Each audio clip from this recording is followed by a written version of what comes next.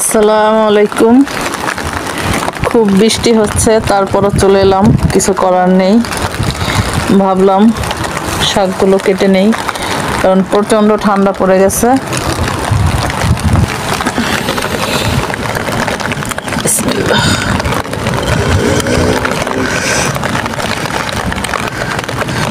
তুলে নিলেই মনে হয় ভালো হয়। কিছু শাক তুলে নিব।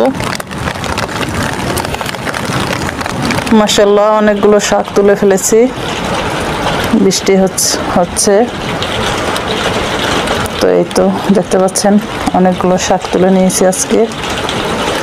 তো এই শাকটা সারা বছরই হয়, ঠান্ডাতেও নষ্ট হয় না। তো মোটামুটি ভালো শাকই তুলে নিয়েছি।